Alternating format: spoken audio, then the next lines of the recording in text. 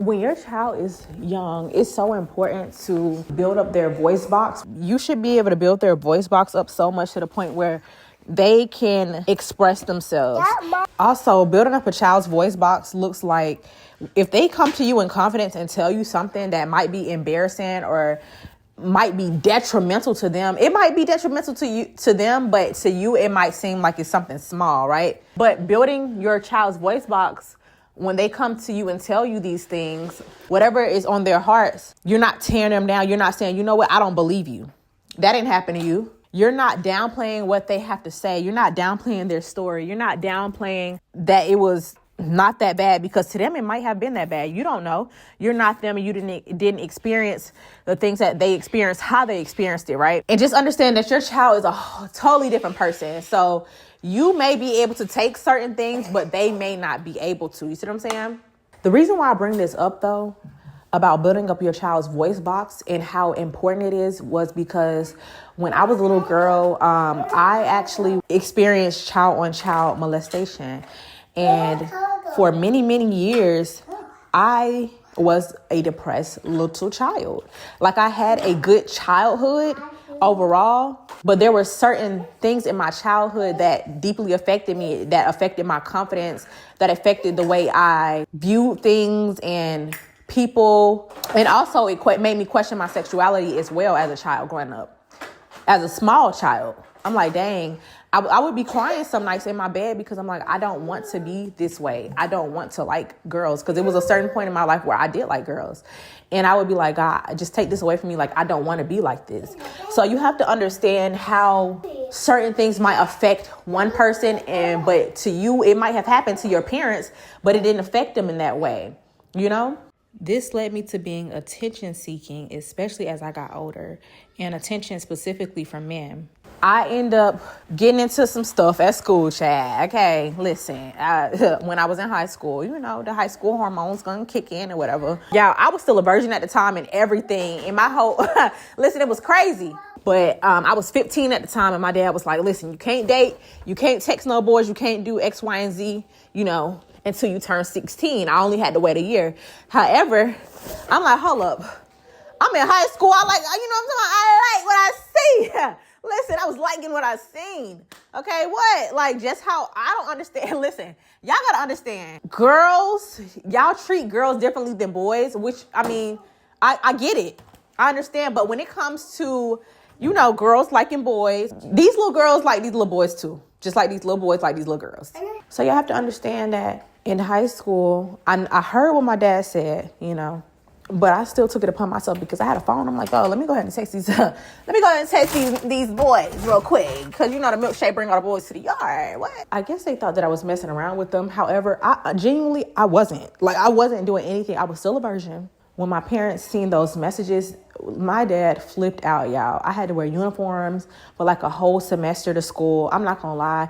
My homegirls were sneaking me clothes to school so that way I could change. And then I would change back into my uniforms when I got on the bus.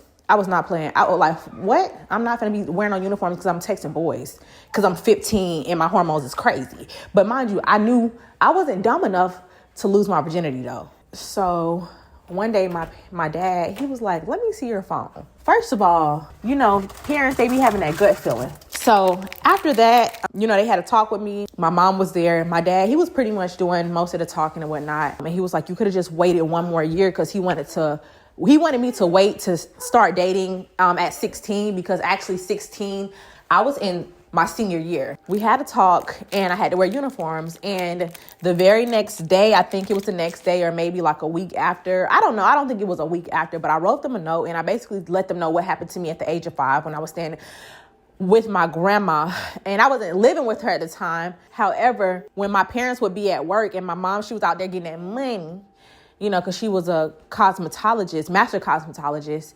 And I don't blame them. Like, you have to drop your kids off and you're thinking that they're safe. You know what I'm saying? It's not their fault that happened to me.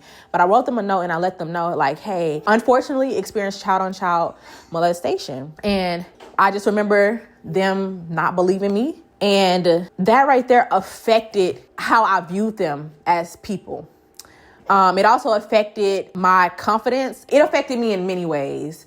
Sometimes I even question, did that really happen to me? I don't know if that was my brain trying to protect me and get that memory out my head, because, you know, sometimes when traumatic things happen to somebody, they can experience like psychosis or memory loss, right? Or just different things, because it's traumatic for the brain. So I just remember being like, did that happen to me? Like, am I tripping? Like, after they said it, mind you, I knew that happened to me, but I'm just like, when they said, I don't believe you, that didn't happen.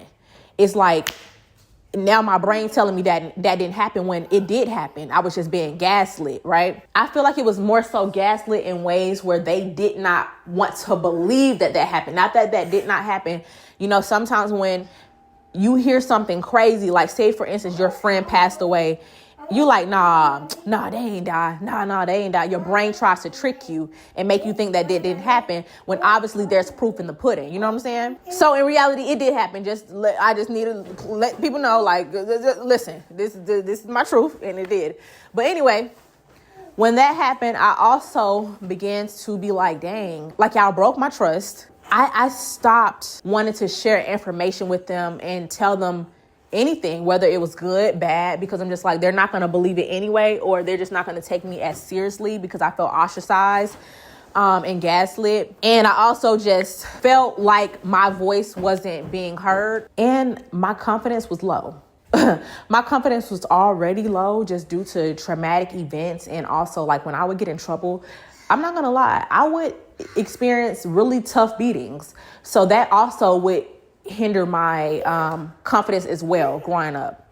And for a long time, I wasn't a confident girl. Those are certain things that can also hinder your child's voice box. So voice box meaning their ability to speak, not only just speak, but also with confidence, their ability to believe in themselves, their self-esteem as well. It doesn't matter the gender. It doesn't matter the age. A lot of people say, well, boys need to be, you can be a little tougher on them.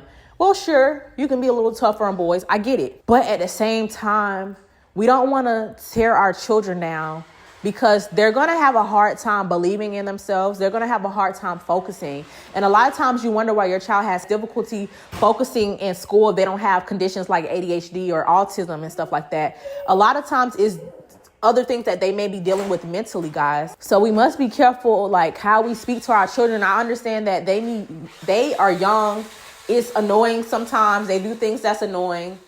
And they talk all day. You as the parent, you are your child's first either cheerleader or bully.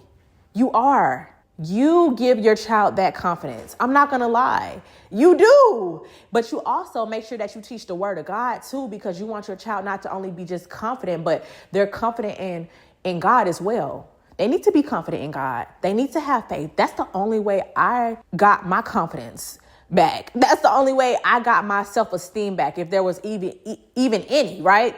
Because I really sat down and I was like, God, I'm not okay. You had to be honest with yourself too, growing up and becoming an adult and realizing that you went through certain things in your childhood that just was not right or just did not sit well with you. Nobody acknowledged it. And you need to go to God and tell him that you need help. God, help me and point me in the right direction so that way I can get myself some help, especially if you're a parent. You never, ever, ever, ever, ever want to pass on that generational trauma. That is a curse. That's a curse at work. That's Deuteronomy 28. That's a curse. But I did want to make sure that I stated that.